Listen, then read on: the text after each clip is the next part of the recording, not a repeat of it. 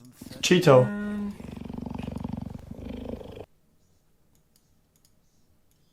The observable universe is a big place that's been around for more than 30 What do the ends look like? billion years. Up to 2 trillion galaxies, made up of something like 20,000 billion stars, surround our home galaxy. In the Milky Way alone, scientists assume there are some 40 billion Earth-like planets in the habitable zone of their stars.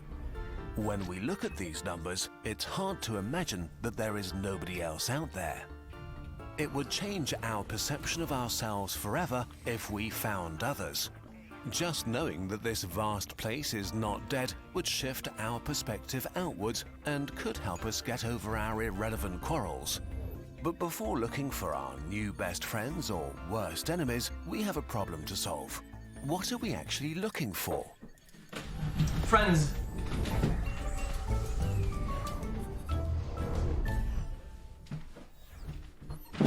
In a universe that big and old, we have to assume that civilizations start millions of years apart from each other and develop in different directions and speeds. So, not only are we looking over distances of dozens to hundreds of thousands of light years, we're looking for a civilization ranging from cavemen to super advanced. So, we need a conceptual framework to enable us to think better thoughts that make us able to search better. Guys, as before chat, I have to know. Is there technically possibly sorted like some hidden elements, dude, that they could be like some crazy like neoplasma rocket fuel? Are there universal rules that intelligent species follow? Currently, our civilization sample size is only 1, so we may make incorrect assumptions based solely on ourselves. Yes, bro. Still, better than nothing. We know that humans started out with nothing but minds and hands that could build tools. We know that humans are curious, competitive, greedy for resources, and expansionist. The more of these qualities our ancestors had, the more successful they were in the civilization building game. Being one with nature is nice, but it's not the path to irrigation systems or gunpowder or cities. So it's reasonable to assume that aliens able to take over their home planet also have these qualities. And if aliens have to follow the same laws of physics, then there is a measurable metric for progress: energy use. Human progress can be measured very precisely by how much energy we extracted from our environment and how we made it usable to do things. We started with muscles until we learned to control fire. Then we made machines that used kinetic energy from water and wind. As our machines got better and our knowledge of materials expanded, we began to harness the concentrated energy from dead plants we dug up from the ground. As our energy consumption grew exponentially, so did the abilities of our civilization.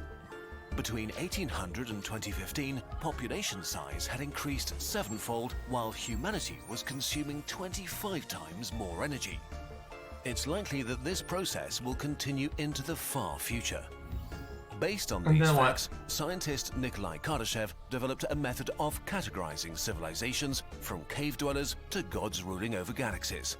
The Kardashev scale, a method of ranking civilizations by their energy use. The scale has been refined and expanded on over the decades, but in general it puts civilizations into 4 different categories. A Type 1 civilization is able to use the available energy of their home planet. A Type 2 civilization is able to use the available energy of their star and planetary system. A Type 3 civilization is able to use the available energy of their galaxy. A Type 4 civilization is able to use the available energy of multiple galaxies. These levels differ by orders of magnitude. It's like comparing an ant colony to a human metropolitan area. To ants, we are so complex and powerful, we might as well be gods. So to make the scale more useful, we need subcategories. On the lower end of the spectrum, there are Type 0 to Type 1 civilizations.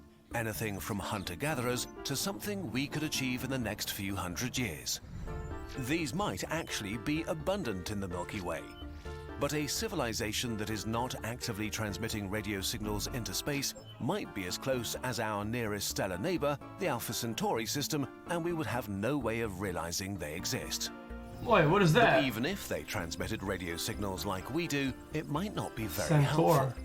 On an interstellar scale, humanity is practically invisible. Our signals may extend over an impressive 200 light-years, but this is only a tiny fraction of the Milky Way. And even if someone were listening, after a few light-years, our signals decay into noise, impossible to identify as the source of an intelligent species. Today, humanity ranks at about level 0.75. We have altered our planet. We've created huge structures, mined and stripped mountains, removed rainforests and drained swamps. We've created rivers and lakes and changed the composition and temperature of the atmosphere. If progress continues and we don't make Earth uninhabitable, we will become a full Type 1 civilization in the next few hundred years. Any civilization that becomes a Type 1 is bound to look outside because it's likely that it's still curious, competitive, greedy, and expansionist. The next reasonable step towards transitioning to Type 2 is trying to alter and mine other planets and bodies.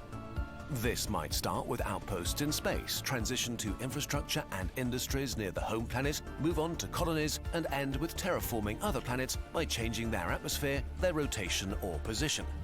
As a civilization expands and uses more and more stuff in space, its energy consumption scales with them. Chat, what about SpaceX, dude? Fuck, guys, dude. This better be good, chat. This better be good. This better be good. The first time we are recovering a capsule with crew members on board. The recovery team has been... And Dragon, just letting you know, we got a couple lines connected and rigging is in progress. Copy that, SpaceX. Thank you. All right there. So just no, you mentioned they're gonna reload in. The crew that they so might feel some momentum as the lines, as a couple of the rigging lines are attached.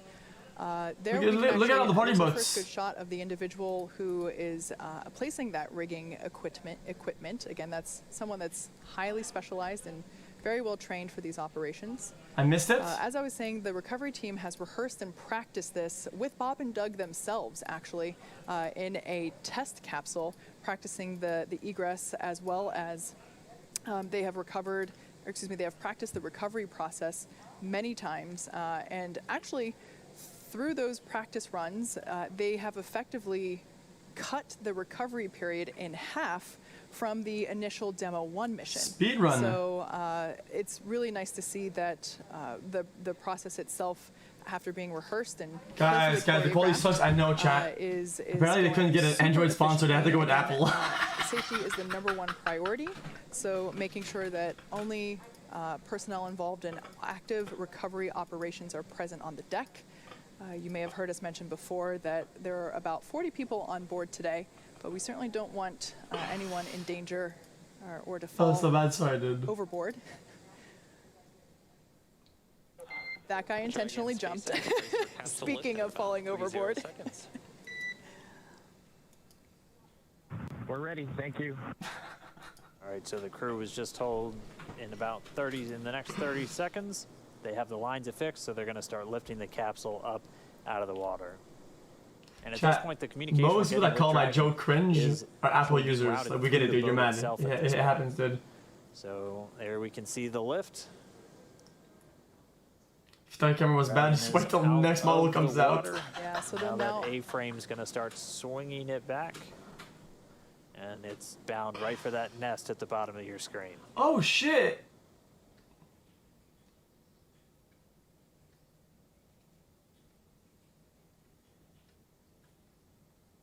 Pause chat.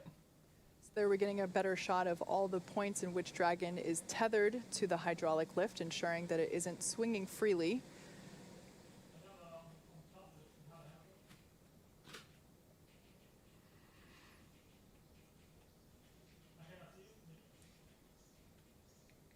Come on.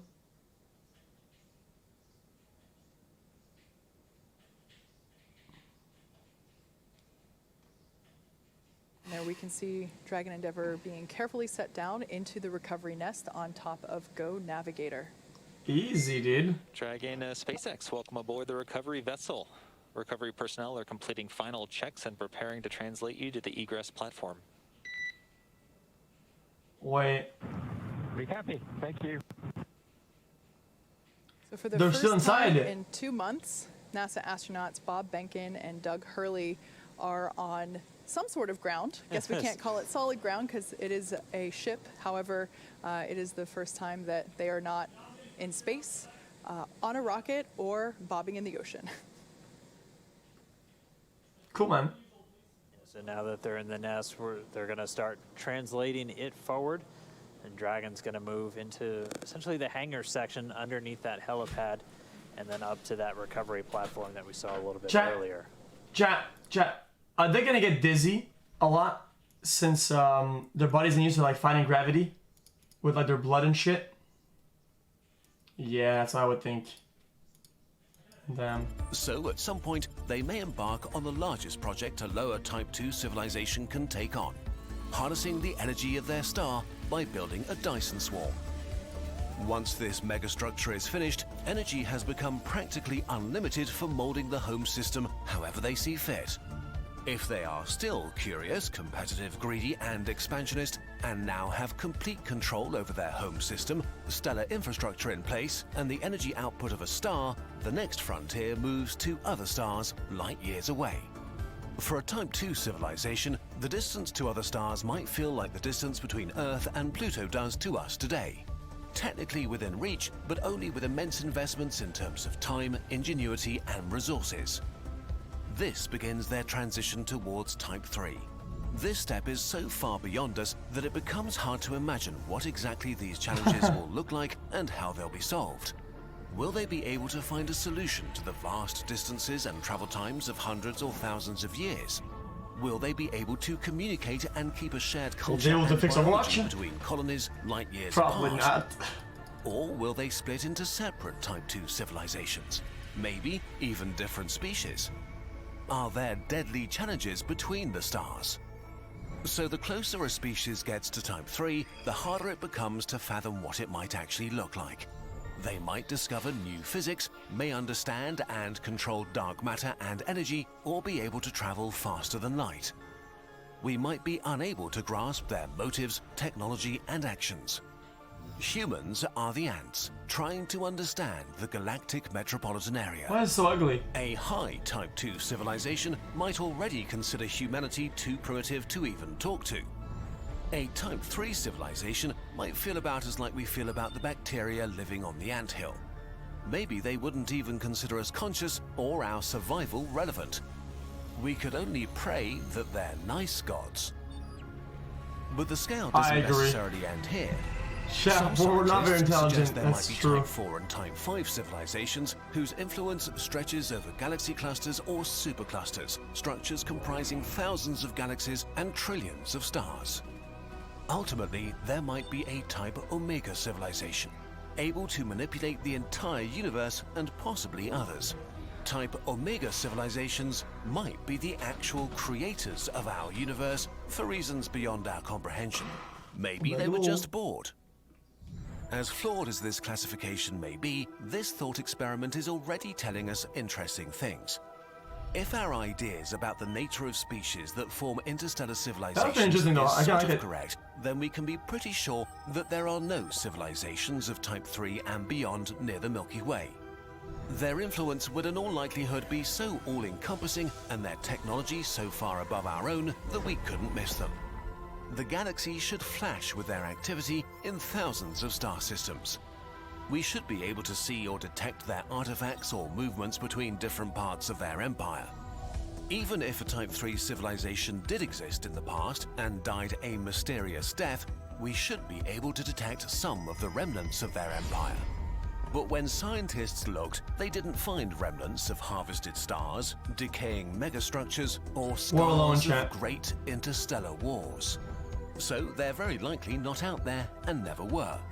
In a sense, this is very sad, but also very reassuring. It leaves the galaxy to us and others similar to us. Reassuring? So the most promising civilizations to look for may be That's somewhere not in the reassuring at spectrum all. from Type 1.5 to Type 2.5. They wouldn't be too advanced to understand them and their motives. They may have finished their first megastructures, and they might be in the process of moving stuff between stars and transmitting enormous amounts of information into space by accident or on purpose. they would probably also look Guys, to the stars and who look cares for if us. they're gonna roll Then us? again, maybe Dude, we've got we're it all rolling wrong. ourselves way faster than they could ever roll Progress us. to Type 2 does not mean expanding outwards, and humanity is still too immature to imagine otherwise. Right? For now, all we really know is that we haven't seen anybody yet. We're But we've self-destructing. only just started looking. Until we finally find friendly super alien, Wait, what about SpaceX, chat?